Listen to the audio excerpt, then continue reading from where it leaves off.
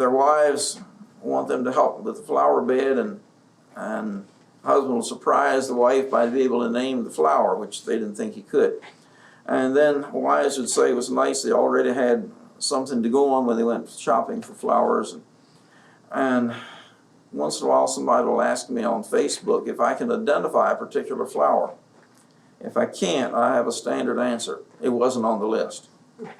Correct, but I know there's many people who know flowers today that would not have had any interest whatsoever had it not been for your guidance of steering us towards identifying flowers. Glad to be helpful.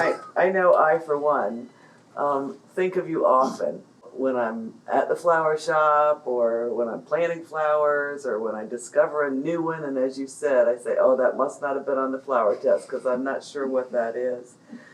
I want to go back a little bit and talk to you about diagramming sentences. That seems to be a thing of the past, and it's not taught today, and I just want you to do a little description of diagramming sentences and why you loved it so much. Well, it made sense to me because you could see how a sentence fit together. Sometimes people write a sentence and it doesn't have a clearly identified subject, or they think the subject can be in a prepositional phrase, which it cannot. There are all kinds of rules and regulations for diagramming sentences. You have to know linking verbs and action verbs. Linking verbs are be, become, grow, seem, appear, taste, feel, look, smell, sound, remain, stay, and turn. Yes, I've said it a few times. Action verbs are all the rest of them. Linking verbs cannot have a direct object. Action verbs can, but don't have to. A direct object can also have an indirect object, but you find the direct object first before you try to find the indirect object. And on and on and on we could go. It's just so much to say about diagramming. And then there are noun, adjective, and adverb clauses. There are participial gerund and infinitive phrases. And you have to know where they can go. Noun clauses can only be used as a noun, but you go anywhere in a sentence a noun can be used, like the subject or direct object. Adjective clauses modify some word in the main clause, and you connect it with a dotted line. On we could go. That's enough, probably. Well, I still feel the passion I felt when I was in school, that when you start talking about diagramming sentences, it's just deep in your heart. Well, I can do it now because I haven't forgotten how. I guess I had a great deal of practice. You bring me back in time. I kind of feel like I'm much younger than I am, and hearing you do that, because I can feel myself sitting in those little school desks and thinking, why is this so important?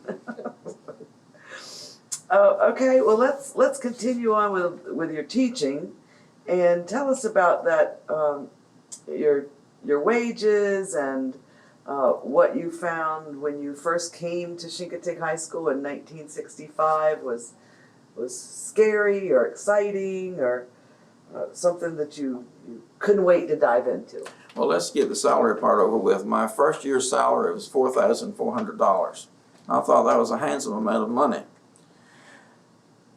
I was taken to my future classroom of Mr. Phillips, principal, and he said, this is your classroom, here are the textbooks, you just graduated from college, you know what they need. That was essentially my educational orientation to Chincoteague High School. I look back on it in later years and I say that in those days teachers were given credit for having good sense.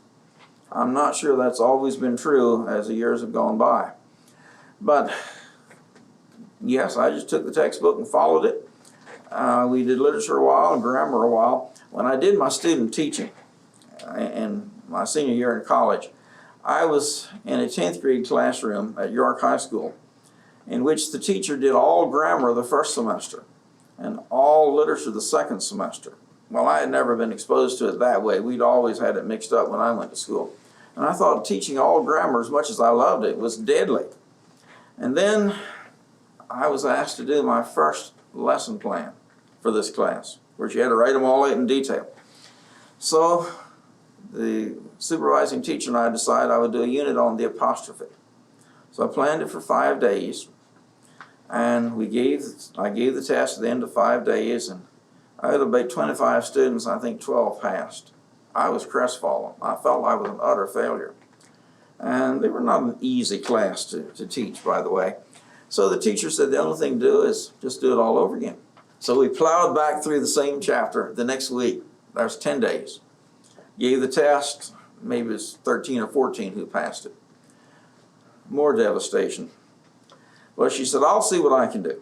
So she cranked out some things on purple mimeograph and did some more sentences, and she gave her test, and maybe 15 people passed it. She concluded they're just not going to learn it. We'll have to go on to something else. By that time, I had spent a total of 22 days with the apostrophe.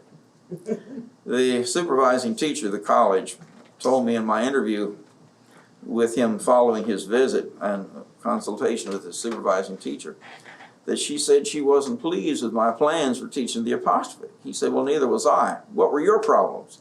She said, I didn't think he planned to spend enough time. And he said, really? I thought one day would have been enough. And so he told the whole lecture hall of about 200 people if they needed any answers with the apostrophe, please ask me, because I should be sure to have them.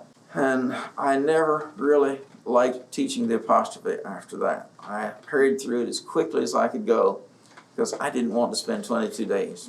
Well, you know, Mr. Enright, you always had such a great nature. I don't know that I ever saw you where I would say, oh boy, he was mad.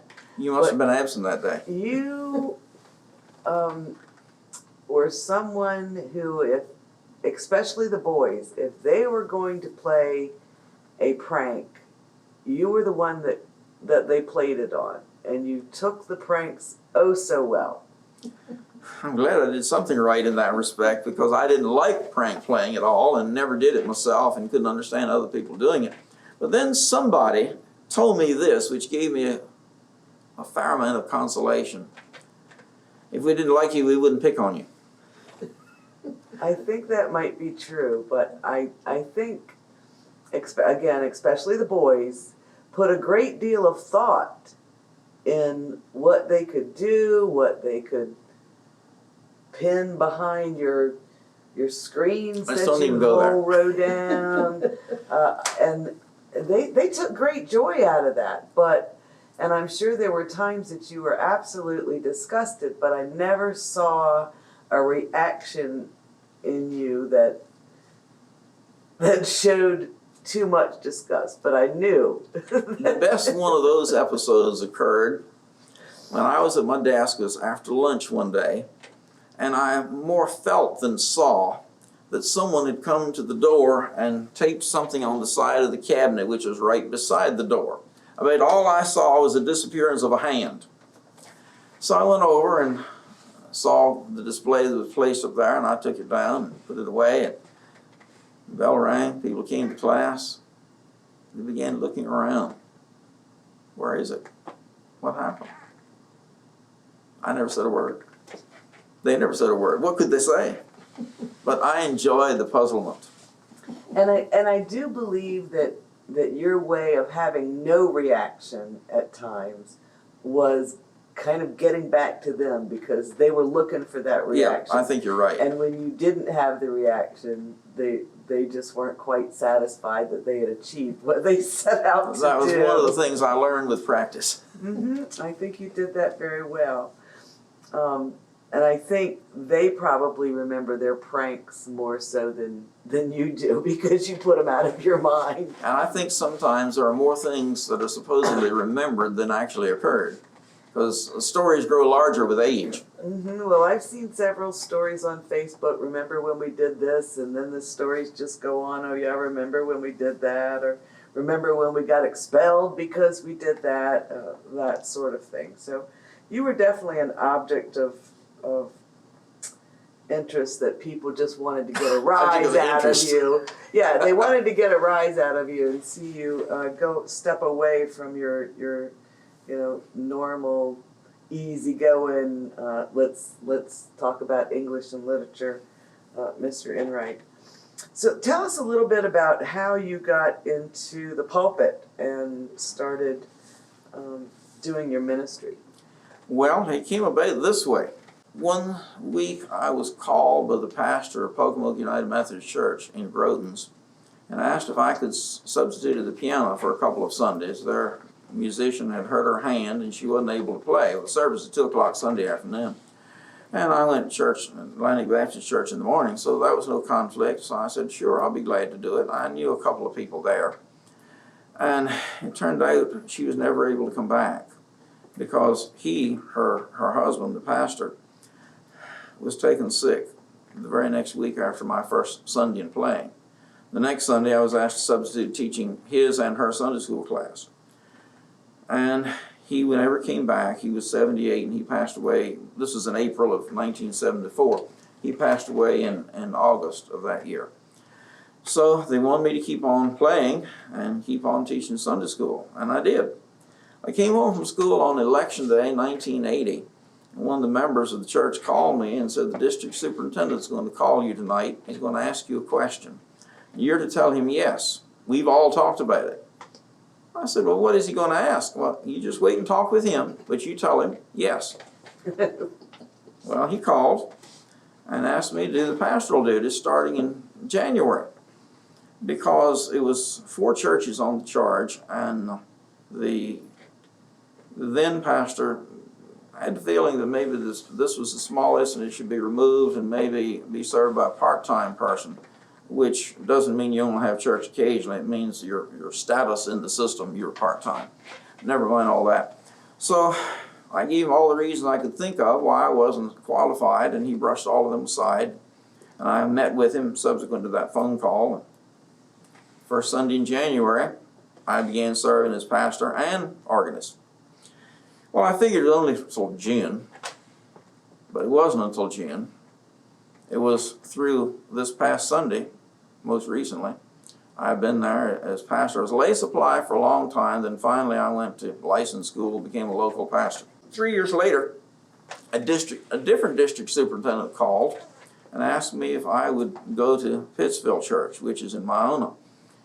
This was in November, and the current pastor wanted to move to Florida, and they could grant him a release from his job if they could find somebody. So I said, well, I'm not sure I can do this. This is 9 o'clock Sunday morning, but I'll give it a try for December anyway. So along by the second Sunday of December, right after that, I called him and said, I'll stay. And so I've been there ever since. There most recently last night when we had our first of 3 nights of Vacation Bible School. And I'm organist there too. Then, in 2001, a different district superintendent came and asked me if I would take on the pastoral duties at Wattsville Church, because the pastor there was retiring, and I knew everybody in the church because I had been doing the bulletins for them since 1970 when they were removed from the charge they were on. So there was not any way I could say no. So I said yes, and now I serve all 3. Pittsville Church at 9 in the morning, Wattsville at 10:15, and Pocomoke at 2 in the afternoon. Meanwhile, I'm at Atlantic Baptist Church as organist at 11 o'clock. So every Sunday is a big day, and I'm thankful to be able to do it at age 75. I think it's quite the natural calling for you, and I know these days you're also called upon for weddings and funerals, and so it's a lot more than even your pastor jobs. Right. Because I see you in parks and other churches, here, there, and everywhere. Well, most of them are not necessarily related to the churches I serve. I'm just called upon to do it because somebody suggested I do it, or my name was on a list somewhere for our weddings. And usually I do funerals either because I'm known to the family or the funeral home needs somebody to do it. Well, I think in all the cases I've seen you do weddings and funerals, I have felt you were asked to do that because you meant a great deal to somebody who was involved in that occasion. Well, I appreciate that, and sometimes I think they want somebody who knew the deceased when it's possible to do that. And many of us go back a long way, and I can come up with some things to say. I've been called upon to do the funerals of former students, for that matter. That's always a kind of touching thing, and I can usually bring out things from their school days, even if I don't know anything from the last 20 years. Well, I thought if I ever passed away, I would have you on the list of people who could say nice things about me, perhaps. Well, that's the only kinds of things you say at funerals. You don't say things that are not nice. Well, though I've been to some in which that happened. You're very good at all the things I've ever seen you do. One of the things that we'd like to ask you is what are the most rewarding? Let's start with teaching. What do you feel is one of the most rewarding parts of that career? Well, seeing people learn on the spot is one thing, and the sort of OIC moment that people get. I like to watch students' faces, and some are very expressive and some are not, just the way we're all different. But there are some faces you could follow through puzzlement and questioning and satisfaction and I understand and all those kinds of visages. But then seeing students go out into the world and being successful, college professors, doctors, professional people in various categories, knowing that they got their start at Chincoteague High School and I taught them in 11th grade English or something like that. It's a great satisfaction to see that happen. Miss Conklin told me one time that one of your greatest joys will be going to various places of business, seeing your former students at work and being productive and knowing that you had a part in their life. And that has proven true over and over. And your job with your churches, I know you've